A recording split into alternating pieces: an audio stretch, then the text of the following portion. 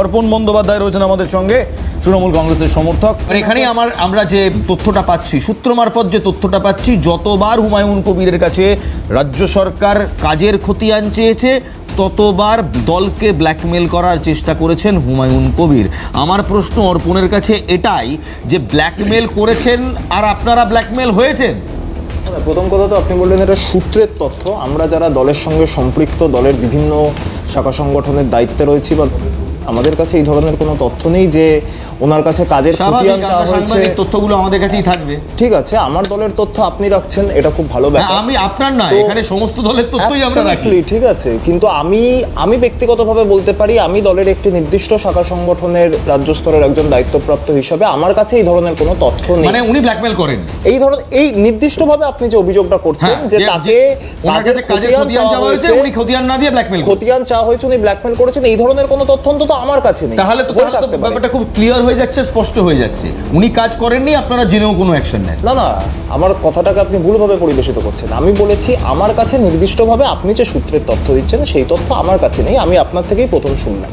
কিন্তু নিশ্চিতভাবে এটা অস্বীকার করার কোনো জায়গা নেই যে বিগত দিনে যখনই উনি পার্টি লাইনের বাইরে কোনো মন্তব্য করেছেন বা এমন কোনো মন্তব্য করেছেন যাতে দল বা রাজ্য সরকার অস্বস্তিতে পড়তে পারে বা দল বা রাজ্য সরকারের মতামত নয়, তখন যখন তাকে দলের পক্ষ থেকে, যেহেতু উনি তৃণমূল কংগ্রেসের একজন বিধায়ক, তাকে যখন দলের পক্ষ থেকে কিংবা বিধানসভার মাননীয় অধ্যক্ষ তাকে যখন সেই বিষয় সম্পর্কে সতর্ক করেছে, তার মধ্যে আমরা প্রচণ্ড অ্যারোগেন্সি দেখেছি।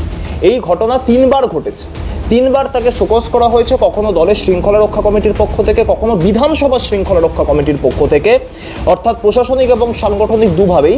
তার মধ্যে আমরা অ্যারোগেন্সি দেখেছি দলের একজন কর্মী হিসাবে, আমাদের প্রত্যেকের কাছে সেটা অত্যন্ত দৃষ্টিকটু ছিল। তো আজকে দল তার বিরুদ্ধে ব্যবস্থা গ্রহণ করেছে এবং অত্যন্ত নির্দিষ্টভাবে বলতে গেলে ধর্মাচরণ, ভারতবর্ষের মতো একটি ধর্মনিরপেক্ষ রাষ্ট্রে যে কোনো মানুষ, যে কোনো ধর্মাবলম্বী মানুষ তার ধর্মক্ষেত্র তৈরি করে ধর্মাচরণ করতেই পারে না। ব্যাপারটা কিন্তু কোথাও ধর্মের নয়, ধর্ম তো ছিল, আছে, থাকবে। সমস্যা হলো যখন বেলডাঙ্গার মতো একটা ইম্পাওয়ারিস্ট সেক্টর, একটা ইম্পাওয়ারিস্ট ল্যান্ড উন্নয়নের কোনো কথাই বলে না, 2026-এর ভোটে টার্গেট করছে ধর্মকে ইস্যু করে। এখানে মানুষের রুটি কাপড়া মাকান সব হওয়া। আপনারা কি বুকে হাত দিয়ে বলতে পারবেন যে বাংলায় এই রাজনীতি আপনারাও দায়ী এর জন্য? না, এটা তো রাজনীতির ইকোসিস্টেম। কোনো মানে যারা এই ধর্মের রাজনীতি প্রথম থেকে করে এসেছে, যে রাজনৈতিক দল 11 আগে আসেনি, আমি বলছি যে রাজনৈতিক দল প্রথম দিন থেকে ধর্মের রাজনীতি করেছে, এবং আরো খুব স্পেসিফিকলি বলতে গেলে যে রাজনৈতিক দল এটা ভেবে গর্ববোধ করে যে আমরা সনাতন ধর্মাবলম্বী মানুষদের পরিত্রাতা হিসাবে রাজনীতি করছি, এবং তারা এটা বলেন যে আমি সনাতন।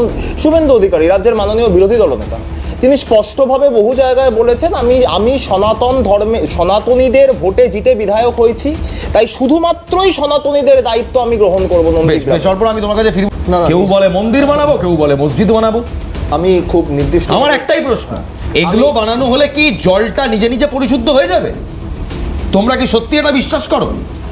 না, আমি উত্তরটা দিয়ে একদমই পরিশুদ্ধ হবে না, এবং আমি অত্যন্ত দায়িত্ব সহকারে বলতে পারি আমার দল তৃণমূল কংগ্রেসের কোনো ইস্তেহারে আপনি এটা দেখাতে পারবেন না বিজেপির মতো। বিজেপির ইস্তেহারে ছিল, প্রতি বছর ছিল রাম মন্দিরের কথা। আপনি তৃণমূল কংগ্রেসের ইস্তেহারে, কোনো ইস্তেহারে দায়িত্ব সহকারে বলতে পারি আপনি কোনো মন্দিরের উল্লেখ দেখাতে পারবেন না, মন্দির, মসজিদ, গির্জা, হোয়াটএভার। কিন্তু দীঘায় একটা মন্দির হয়, দীঘায় মন্দির হয়, সেটা সেই জগন্নাথ মন্দিরের যে ট্রাস্ট, সেই ট্রাস্ট তৈরি করে, এবং নির্দিষ্ট যে মন্দিরগুলো তৈরি হয়েছে নিশ্চিতভাবে রাজ্য সরকার জমি দিয়েছে, কিন্তু মন্দির তৈরি করেছে সেই মন্দির কর্তৃপক্ষ বা ট্রাস্ট। এবার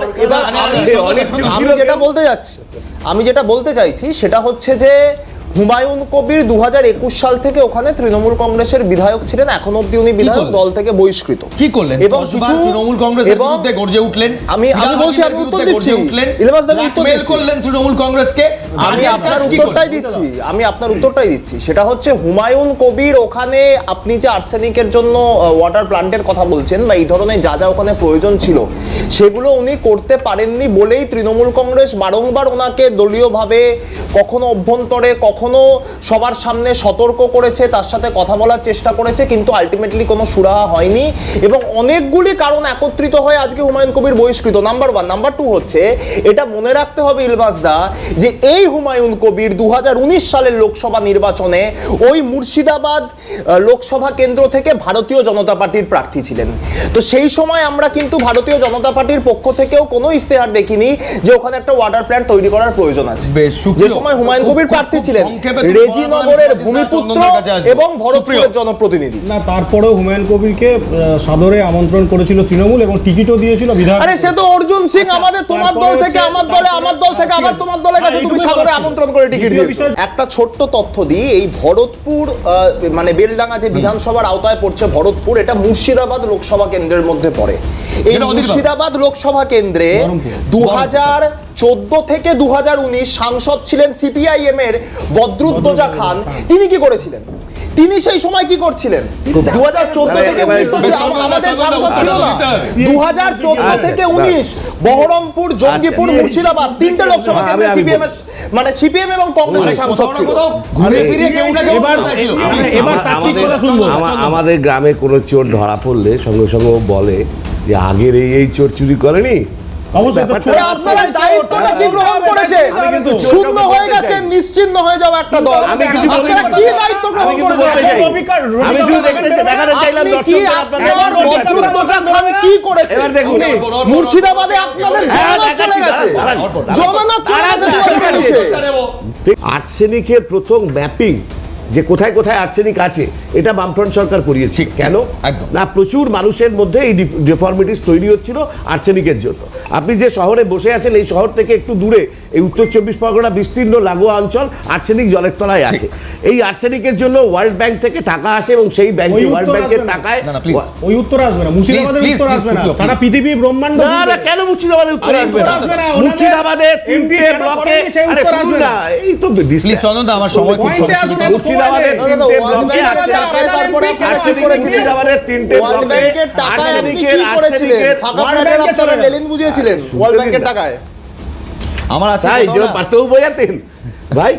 আরে না না আরো বেশি বলতে পারি, আপনি আরো কি নাম বেশি দিলেন? বলতে পারি। কি নাম দিলেন?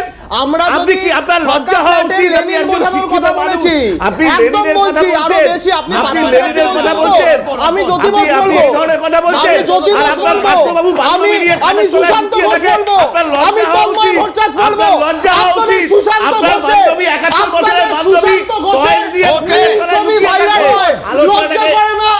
আপনার নেতার নীল ছবি ভাইরাল হয়, আপনার নেতার নীল ছবি ভাইরাল হয়, আপনার লজ্জা হয় না? ভর্তি হয়ে গেছে আপনার নেতার নীল ছবি ভাইরাল দেখাবো। অর্পণ এক মিনিট চন্দন দা, এক মিনিট। আমি এই লেভেলের আলোচনা, এই লেভেলের আলোচনা আমি আন্তর্জাতিক কথা বলবে না। এতগুলো ছেলে রাস্তার মধ্যে দাঁড়িয়ে আছে, আন্তর্জাতিককে বিজেপি ছেড়ে দিচ্ছে, ভালো লোক হয়ে গেছে, আন্তর্জাতিক বলে শূন্য হওয়া করবো, আপনি আন্তর্জাতিক বললে আমি সুশান্ত ঘোষ বলবো, দর্শকের দল, শূন্যের দল, জনতাদের দল, নিশ্চিন্ন দল। এবার আমি বলবো এই ছবিটা দেখা, যে ছবি